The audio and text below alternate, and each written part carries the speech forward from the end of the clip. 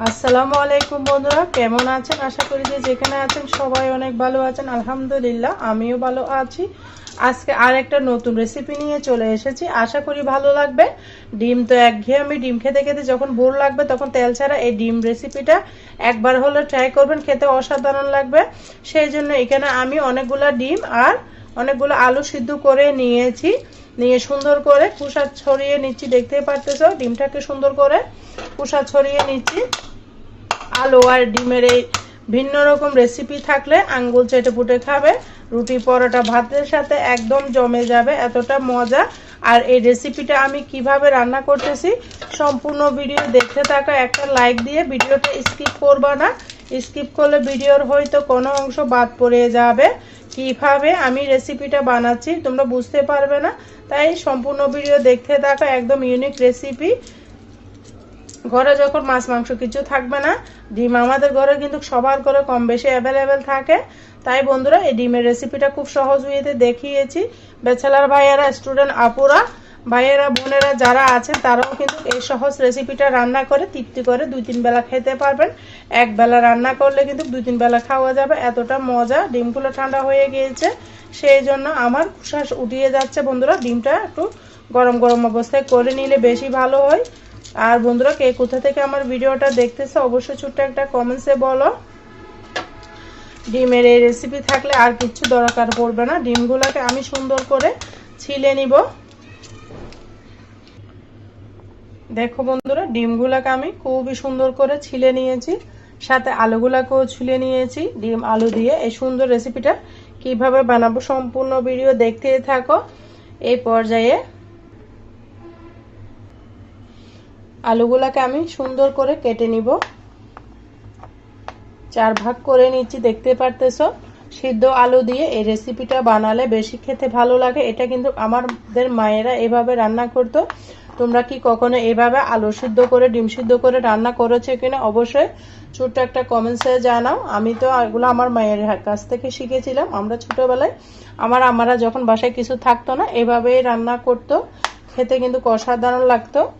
আলুটাকে সুন্দর করে আমি স্লাইস করে কেটে নিচ্ছি। সমস্ত কিছু আমার কাটা হয়ে গিয়েছে, পেঁয়াজ রসুনগুলো আগে থেকে কেটে রেখেছি, দেখতে পারতেছ। এই পর্যায়ে আমি রান্নায় চলে যাচ্ছি।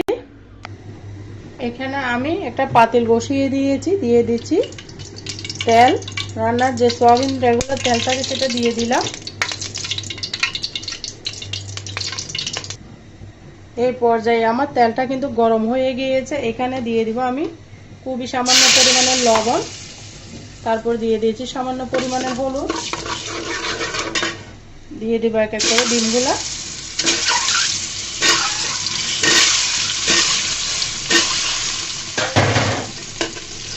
এইভাবে রান্না করে দেখবা বন্ধুরা, খেতে কিন্তু অসাধারণ লাগে। ডিমগুলাকে সুন্দর করে আমি ভেজে নিব।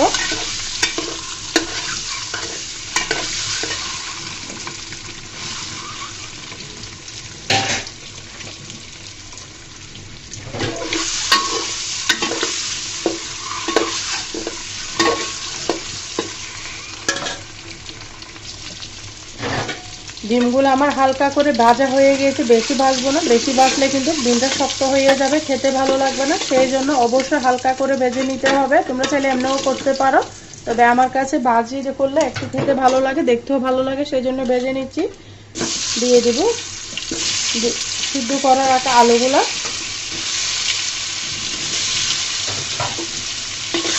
আলুগুলাকেও সুন্দর করে লাল লাল করে ভেজে নিব। এভাবে তোমরা রান্না করবে বন্ধুরা, খেতে কিন্তু অমৃতের মতো লাগবে, যেন সাধারণ জিনিসটা অসাধারণ মনে হবে। দেখো বন্ধুরা আলুগুলো ভাজা হয়ে গিয়েছে, আমি উঠিয়ে নিচ্ছি, ডিমের সাথে একসাথে উঠিয়ে নিচ্ছি।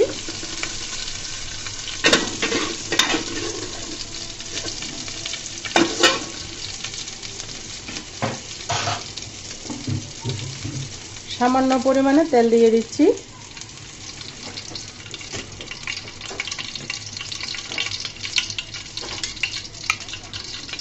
দিয়ে দিব রসুন কুচি। এখানে আমি 5-6 কোয়া রসুনকে কুচি করে নিয়েছি। তোমরা চাইলে বাটাটা ব্যবহার করতে পারো, আমি কুচিটা ইউজ করলাম, কোনো সমস্যা নেই। কাটাও দেওয়া যাবে, ভাজাও দেওয়া যাবে। দিয়ে সুন্দর করে আমি লাল লাল করে ভেজে নিব রসুনটাকে। দেখতেই পারতেছো রসুনের যখন একটু কালার চলে আসবে তখনই দিয়ে দিব আমি এখানে বেশ কিছু পেঁয়াজ। পেঁয়াজের পরিমাণটা অবশ্যই বাড়িয়ে দিতে হবে, তাহলে কিন্তু এই রেসিপিটা খেতে বেশি মজা লাগবে। পেঁয়াজটাকে আমি শুধু একটু ভাজা ভাজা করে নিব, বেশি লাল লাল করব না, যেন কাঁচা গন্ধটা চলে যায় সেই পর্যন্ত ভাজা করব। এখন আমি এখানে লবণটা দিয়ে দিলাম। খুবই সিম্পল রান্না, খেতে কিন্তু অসাধারণ লাগে।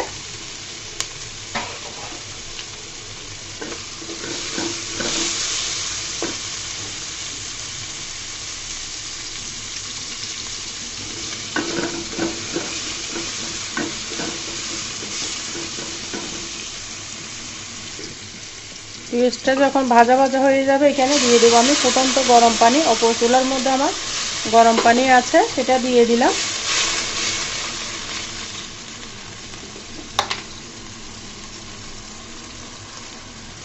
এখানে দিয়ে দিব আমি হলুদের গুঁড়া, লাল মরিচের গুঁড়া, মরিচটা একটু বাড়িয়ে দিলাম। তারপর দিব আমার নিজের হাতে করা ধনিয়া জিরার গুঁড়া। রান্নার শেষে আমি একটা মশলা দিব, সেটা দিয়ে কিন্তু রান্নার স্বাদটা বেড়ে যাবে। শেষ পর্যন্ত তোমরা দেখতেই থাকো। মশলাটাকে আমি ভালো করে কষিয়ে নিব।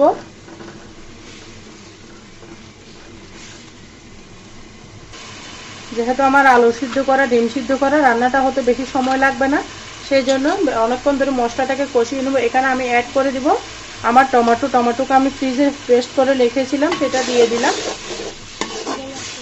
দিয়ে সুন্দর করে রান্না করে নিচ্ছি। দেখতে পাচ্ছো ভালো করে মশলাটাকে কষিয়ে নিতে হবে, তেলটা ছাড়া পর্যন্ত মশলাটা ভালো করে কষিয়ে নিতে হবে, না হলে কিন্তু গন্ধ লাগবে। কারণ আমার ডিমটাও সিদ্ধ করা, আলুটাও সিদ্ধ করা, তাই রান্নাটা হতে 5 মিনিটে হয়ে যাবে। খুব সহজ উইতে দেখাচ্ছি, আশা করি ভালো লাগবে। ভিডিওটা ভালো লাগে ফ্যামিলি এবং ফ্রেন্ডসের মাঝে শেয়ার করে দেওয়ার অনুরোধ রইল। আর বন্ধুরা প্লিজ বন্ধুরা আমার চ্যানেলে যদি নতুন বন্ধু হয়ে থাকো প্লিজ বন্ধুরা আমার চ্যানেলটাকে সাবস্ক্রাইব করে রাখার অনুরোধ রইল। পাশে থাকা বেল বাটনটি অন করে দাও, যেন আমি ভিডিও দেওয়ার সাথে সাথে নোটিফিকেশনটা পেয়ে যাও, সময় বুঝে দেখে নিতে পারো। দেখো বন্ধুরা আমার মশলাটা কিন্তু কষানো হয়ে গিয়েছে। এই পর্যায়ে আমি অ্যাড করে দিব আলুগুলা।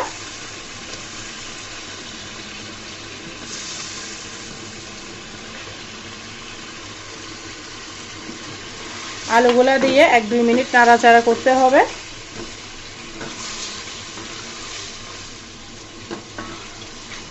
দেখো বন্ধুরা এখনই কালারটা মাশাআল্লাহ কত সুন্দর লাগতেছে। তোমরা এভাবে বানিয়ে নাও, ঝটপট রেসিপি, খেতে অসাধারণ লাগে। আলুটাকে আমি 2 মিনিট মতো কষিয়ে নিচ্ছি। দেখো বন্ধুরা আলুটা কষিয়ে তেলটা একদম ছেড়ে দিয়েছে, দেখতে পারতেছো। তেলটা ছাড়ার পরে আমি মশলাটাকে ভালো নাড়াচাড়া করে নিব। এই পর্যায়ে আমি অ্যাড করে দিব সেই সিদ্ধ করে রাখা ভাজা করা ডিমগুলা।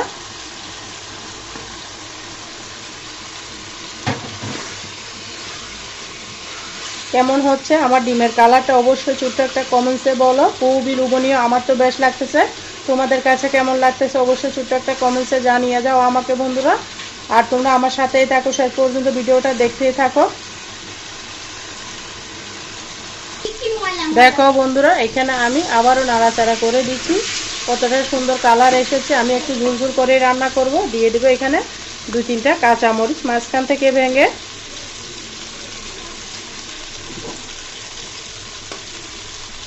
তারপর এখানে আমি দিয়ে দেব ফুটন্ত গরম পানি। অবশ্যই গরম পানিটা ব্যবহার করবে, তাহলে রান্নার স্বাদটা কিন্তু দ্বিগুণ বেড়ে যাবে। দেখো বন্ধুরা কতটা সুন্দর লাগতেছে আমার রান্নাটা। বন্ধুরা এই পর্যায়ে এসে আমি এখানে দিয়ে দিব 2টা তেজপাতা। রান্নার শেষ পর্যায়ে মশলাটা অ্যাড করবা, তাহলে সুন্দর ঘ্রাণ থাকবে। দিয়েছি দারচিনি 1 টুকরা, আর দিয়েছি একটা এলাচ মাঝখান থেকে ফালি করে। যেহেতু আমার রান্না অল্প, সেজন্য আমি অল্প গরম মশলা দিয়েছি। অতিরিক্ত গরম মশলা দিলে আমার বাচ্চারা খেতে চায় না, গন্ধটা তারা সহ্য করতে চায় না। সেই জন্য এই মশলাগুলো অবশ্যই দিবা, তাহলে মাংসের ঘ্রাণ লাগবে, খেতে কিন্তু অসাধারণ লাগবে। আর 2-3 মিনিট রান্না করলে কিন্তু আমার রান্নাটা একদম রেডি হয়ে যাবে। দেখো বন্ধুরা আমার রান্নাটা একদম রেডি হয়ে গেছে, কতটা সুন্দর লাগতেছে। পরিবেশন করে তোমাদেরকে দেখিয়ে দিচ্ছি কেমন হয়েছে। এরকম একটা ডিম রান্না থাকলে আর কিচ্ছু লাগবে না, একদম রুটি পরোটার সাথে জমে যাবে। তোমরা বানিয়ে খাও আর আমাকে কমেন্টসে জানাও আমার রেসিপিগুলো কেমন হয়েছে। তোমরা এভাবে চটপট বানিয়ে নাও, যখন মাছ মাংস ঘরে থাকবে না, এরকম একটা ডিমের রেসিপি করে নাও বন্ধুরা, খেতে অসাধারণ লাগবে। আমার তো সবসময় আমরা করে থাকি এভাবে, যখন কিছু থাকবে না ঘরে তখন এভাবে ডিম ভুনাটা করে নিবা, খেতে কিন্তু অসাধারণ লাগবে। বাড়িয়ে পেঁয়াজ দিবা, খেতে মজা লাগবে। আর বন্ধুরা কেমন হয়েছে আমার রান্নাটা ছোট্ট একটা কমেন্টসে জানিয়ে যাও। আর তোমরা যারা আমার সাথে এতক্ষণ পর্যন্ত ভিডিও জুড়ে ছিলে সবাইকে অসংখ্য ধন্যবাদ। সবার জন্য মন থেকে অনেক অনেক দোয়া রইল। সবাই ভালো থাকো, সুস্থ থাকো। আজকের মতো আমি এখানে বিদায় নিচ্ছি। আল্লাহ হাফেজ। আসসালামু আলাইকুম রহমতুল্লাহ ওয়া বারাকাতুহু।